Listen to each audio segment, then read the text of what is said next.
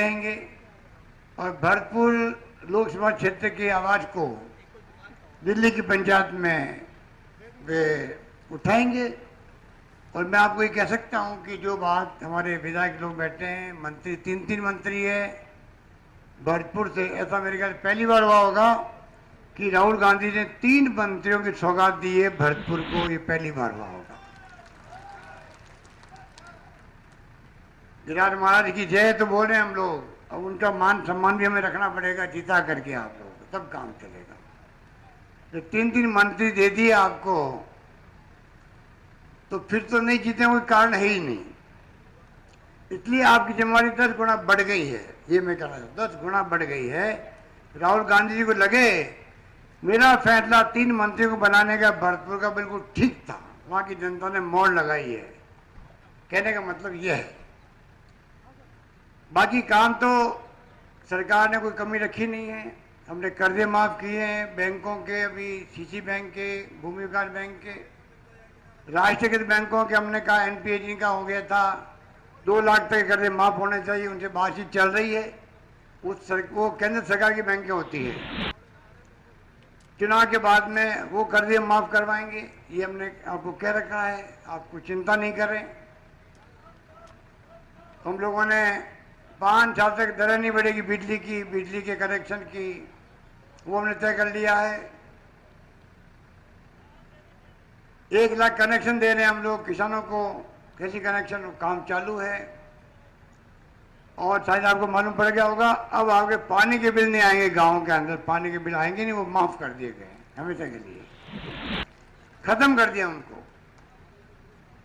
जो भी नया फैसला किया है 25 फैसले हमने किए हैं। लड़कियों की शिक्षा फ्री है कॉलेज तक भी, वो भी कर दिया। नौजवानों को जो बेरोजगार है 2 साल तक उनको 30,000 रुपये भत्ते मिलेंगे, अगर वो महिला है तो 3,500 मिलेंगे, दिव्यांग है तो 3,500 मिलेंगे। बढ़ोतरी कर दी हमने पेंशन में, पहले 500 थे और 750 कर दिए आते ही, 750 का हमने 1,000 रुपये कर दिए हैं। पत्नी तो 2,000 प्रति माह मिलेंगे। तमाम फैसले मैंने आते ही किए हैं। तो आप सोच सकते हैं कि सरकार की प्रायोरिटी क्या है। उस रूप में हमने तमाम फैसले हाथ में लिए हैं और एक के बाद एक हम लोग वो फैसले करते जा रहे हैं। आर्थिक आधार पर आरक्षण का कानून बना, राजस्थान में लागू कर दिया कि जो लोग SC ST OBC के नहीं हैं, आर्थिक रूप से कमजोर है, उनको भी 10% आरक्षण मिलेगा, ये भी हमने आदेश जारी कर दिए। इस प्रकार से दवाइयाँ हमने 600 पहले फ्री करी थी पिछली बार। अब हमने कहा कि जो दवाइयाँ महंगी है, एक तो हार्ट की महंगी होती है, किडनी की महंगी होती है, बीमारी पर कैंसर हो गया किसी को तो दिवालिया हो जाते लोग, इतना खर्चा होता है और इलाज के बाद में खर्चे चलते ही रहते हैं। तो हमने 3 दवाई हैं, कैंसर की, हार्ट की और किडनी की, वो भी हमने फ्री कर दी है, वो भी हमने लिस्ट में डाल दिया। ये नया काम हमने किया है। तो इस प्रकार से जो फैसले हमने किए हैं ये सोच समझ के किए हैं, किस प्रकार से हम आपका जो भी सचिन पायलट जी कह रहे थे आपको 72,000 रुपये राहुल गांधी जी ने मैनिफेस्टो में लिखा है, 6,000 रुपये प्रति माह मिलेंगे परिवार को, 72,000 मिलेंगे प्रति वर्ष, जिससे कि वो गरीबी रेखा से बाहर निकल सके। ये बहुत बड़ा कदम है जो दुनिया के कोई मुल्कों में नहीं होगा। इस प्रकार का कदम यहाँ पर उठाया गया है। और तो और किसानों के लिए अलग से बजट पेश करने का निर्णय, आप सोच सकते हो कि आज तक किसी ने सुना भी नहीं होगा। पहले रेलवे का बजट अलग प्रस्तुत होता था पार्लियामेंट में, वो भी खत्म कर दिया अभी गवर्नमेंट ने। राहुल जी ने जो मैनिफेस्टो बनाया है उसमें कहा गया है हम लोग किसानों के लिए अलग बजट पेश करेंगे पार्लियामेंट में। इससे बड़ा निर्णय कोई हो नहीं सकता, इससे बड़ा निर्णय हो नहीं सकता। हमेशा के लिए आराम हो गया। जितनी तरह की समस्या किसानों की है, जो प्रोविजन करने गवर्नमेंट को, वो तमाम अलग बजट के रूप में होगा, ये मैं आपको कह सकता हूँ। इस प्रकार से जो सोनिया गांधी जी ने, डॉक्टर मनमोहन सिंह जी ने शुरुआत करी थी कि कानून बना के अधिकार दो जनता को, जो नरेगा का कानून बना के अधिकार दिया गया, फूड सिक्योरिटी का अधिकार दिया गया आपको, 2 रुपये किलो गेहूं, 3 रुपये किलो चावल। हमने जो उस वक्त में सूचीबद्ध किए थे आप लोगों के नाम, नई गवर्नमेंट ने कई लोगों के नाम काट दिए थे उस वक्त। पेंशन के नाम भी कई काट दिए थे। पर डॉक्टर मनमोहन सिंह जी के वक्त में शिक्षा का अधिकार दिया गया, सूचना का अधिकार दिया गया, नरेगा दिया गया, फूड सिक्योरिटी एक्ट बनाया गया। वो क्रांतिकारी काम थे। तो उस पर ऐसा माहौल बन गया मोदी जी का, तो पता नहीं मोदी जी इतने असत्य बोल करके झूठे वादे किए, ब्लैक मनी लेके आएंगे, 1 रुपये लेके नहीं आए विदेशों से। 2 करोड़ नौजवानों को नौकरी देंगे प्रतिवर्ष, अब नाम ले ही दे रहे हैं। और तो और उन्होंने महंगाई कम करने की बात करी, 15 लाख रुपये खाते में आएंगे। अब वो बातें क्यों नहीं बोल रहे? मोदी जी को चाहिए, अगर उनमें सत्यता है तो इस चुनाव का मुद्दा ये होना चाहिए कि मैंने ये वादे किए थे, क्योंकि आप लोग माई बाप होते हो लोकतंत्र के अंदर। ये लोकतंत्र कांग्रेस का दिया हुआ आपको, शिष्टाचार से कायम है देश के अंदर। पाकिस्तान की तरह बार बार सैनिकों का शासन नहीं हुआ यहाँ पर। आपके साथ ये जनता का दरबार ये फैसला करता है कौन पार्टी सत्ता में बैठेगी। आपका आशीर्वाद मिलता है तो वो सत्ता में बैठ सकता है। तो आपके सामने मोदी जी की पार्टी को चाहिए वो इश्यू बेस्ड राजनीति करे, मुद्दा आधारित बात करे कि ये हमारे मुद्दे हैं, ये हमने वादे किए, हमने वादे पूरे कर दिए। कुछ वादे हम पूरे नहीं कर पाए, बताएं क्यों नहीं कर पाए, अब आगे हम क्या करेंगे। उसकी बजाय वो छोड़ दो, ये हिंदू है, ये देशभक्त है, तो क्या आप लोग देशभक्त नहीं है बैठे? हम लोग देशभक्त नहीं है। इस प्रकार गुमराह करके आप चुनाव जीतना चाहते हो, ये चालें चलने वाली नहीं है।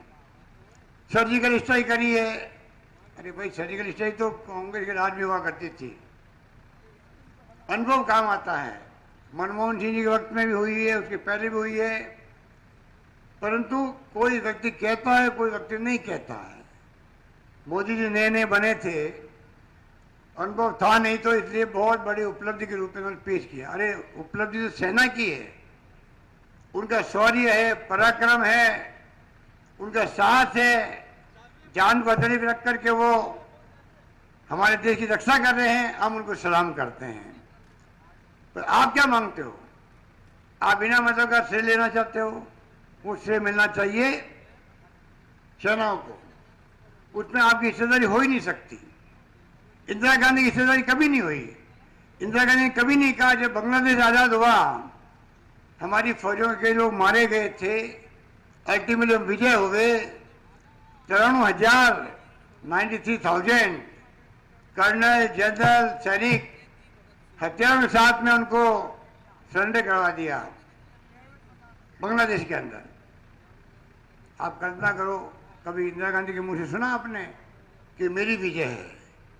और ये सेना की विजय थी, नेवी हो, आर्मी हो, एयरफोर्स हो, बीएसएफ, उनकी विजय होती है। आप उनके पीछे खड़े होकर जीतना चाहते चुनाव सेना के नाम से, बदनाम हमें करते हैं। अब तो शक करते हैं उनके पर, कोई देशवासी शक कर सकता है सेनाओं पर? रोज मरते हैं हमारे सैनिक लोग, आज भी मरते हैं कश्मीर के अंदर नक्सलवाद में। उनमें हमें गर्व है कि आज राजस्थान के गांव-गांव में ऐसे लोग परिवार हैं जिनके सपूत देश के लिए शहीद हो गए हैं। पर ये जब कोई कामयाबी हासिल नहीं की है तो नाकामियों को छिपाने के लिए, डाइवर्ट करने के लिए, गुमराह करें जनता को। ये मीडिया वाले मेरे भाई लोग खड़े खूब मेहनत करते हैं, पर इनके मालिक लोग दबाव में हैं, वो सच नहीं दिखा पा रहे हैं। इनके मालिक लोग डरे हुए हैं, इनके जो संपादक डरे हुए हैं, इनके एंकर डरे हुए हैं। पता नहीं मोदी सीबीआई को भेज देंगे जांच के लिए, इनकम टैक्स छापा डलवा देंगे हमारे यहाँ, ईडी वाले तंग करेंगे, इसलिए सच दिखा पा रहे हैं। मोदी मोदी दिखाते रहते, दिन भर दिखाते रहते हैं। तो हमारे एनडीटीवी वाला जो एक रवीश कुमार है, नाम सुना आपने रवीश कुमार का? कितने लोग देखते हो रवीश कुमार को बताओ? एनडीटीवी कितने लोग देखते हैं?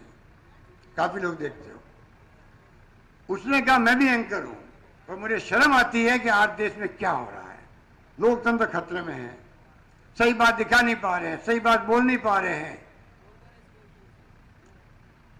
सब लोग घबराए हुए हैं, देश की दिशा में जा रहा है, बर्बाद हो रहा है, और कहीं मीडिया दिखाते दिखाते लोगों को भ्रमित करके कहीं मोदी जी के चक्कर में नहीं आ जावे, उनके मान नहीं थे तो देश बर्बाद हो जाएगा। इसलिए देशवासियों, उन्होंने अपील करी, देशवासियों 2 महीने तक आप हमारे टीवी देखना बंद कर दो। इसके मतलब है कि टीवी देखे आप कोई गुमराह नहीं हो जाओ। मैं आपको कहना चाहता हूँ, इन चक्कर में मत आना, टीवी वालों के चक्कर में मत आना। ये हमें भी खूब शूट करते हैं, थोड़ा बहुत दिखाते भी हैं, थोड़ा बहुत इनको दिखाना पड़ता है, पूरा कुछ नहीं दिखावे तो इनकी क्रेडिबिलिटी खत्म हो जाती है। ये बताते नहीं, हम इनको दिखाते हैं, इनको दिखाते हैं, असली दिखाते हैं उनको ही जिनको दिखाना होता है, जिनके दबाव में देश चल रहा है। इसलिए लोकतंत्र खतरे में है। लोकतंत्र वो होता है जो मीडिया वाले मन चाहे दिखा सकते, सच्चाई दिखाए।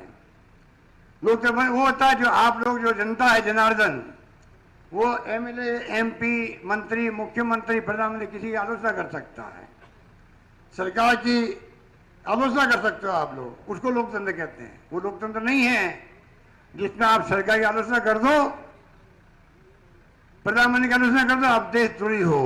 वो लोकतंत्र नहीं है जो आज चल रहा है। इधर तमाम विपक्षी पार्टियों ने एकजुट होकर कहा है इस देश में लोकतंत्र खतरे में है, इस देश में घृणा का, नफरत का, हिंसा का माहौल है, निर्दोष लोग मारे जाते हैं। क्या हो रहा है देश के अंदर?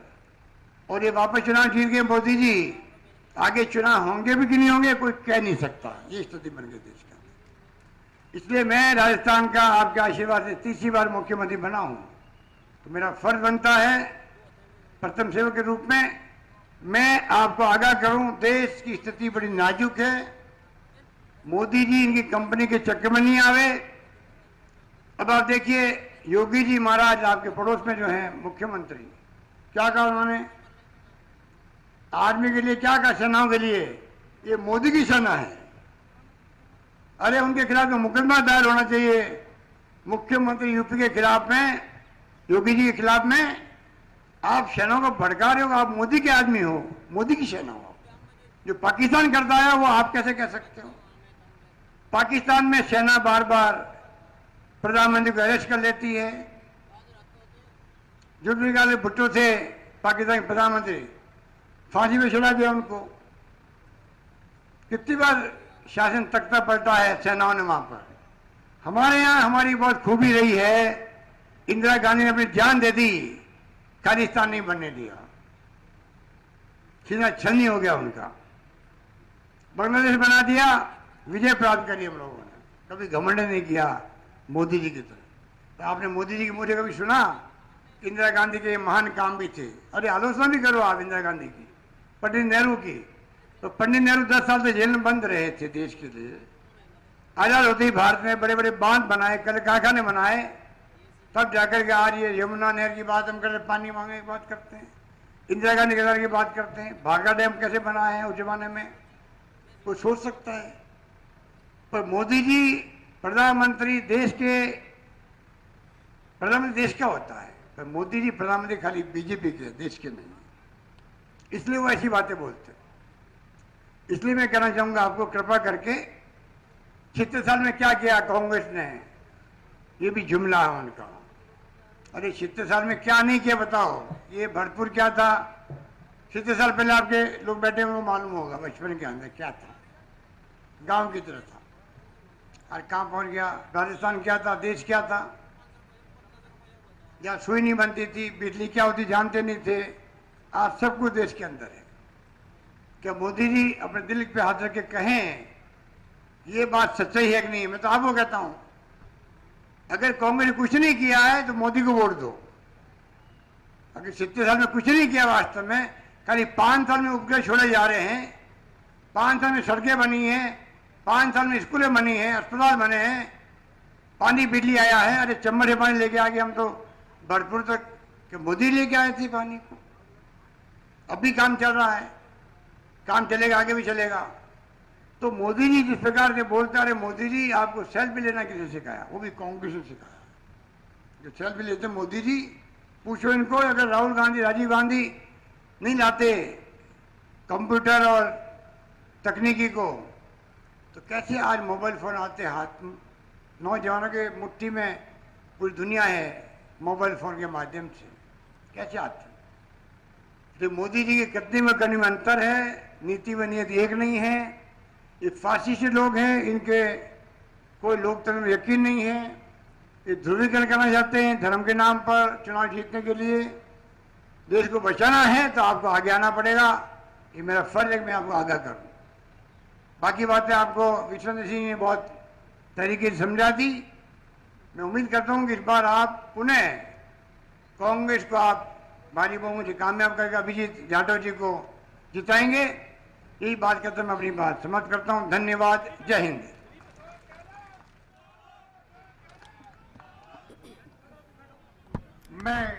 तो भरतपुर में जनसभा को संबोधित किया मुख्यमंत्री अशोक गहलोत ने। तमाम वो बातें दोहराई जो जनसभाओं में खासतौर से प्रत्याशी के समर्थन में मुख्यमंत्री अशोक गहलोत कहते हैं। लेकिन भरतपुर अहम सीट है और यहाँ अभिजीत जाटव के समर्थन में उन्होंने वोट की अपील की। कांग्रेस से प्रत्याशी की जीत को लेकर अपील की और कहना यही कि जितने भी अब तक बड़े काम विकास को लेकर देश के लिए किए हैं वो कांग्रेस पार्टी ने ही किए हैं। लेकिन केंद्र सरकार ये दिखाना चाह रही है कि अब तक कोई काम नहीं हुए, जो काम हुए वो 5 सालों में हुए हैं। और ये मैं जनता पर छोड़ता हूं कि वो तय करे। अगर कोई काम कांग्रेस ने नहीं किया है तो वो बेशक बीजेपी को वोट कर दे, लेकिन ईमानदारी से ये देखकर सबको पता है कि आखिर कांग्रेस ने अपने कार्यकाल में कितने ज़्यादा काम कराया। और ख़ासतौर से विधानसभा में जीत के बाद अभी 4 महीनों का जिक्र भी मुख्यमंत्री अशोक गहलोत ने किया।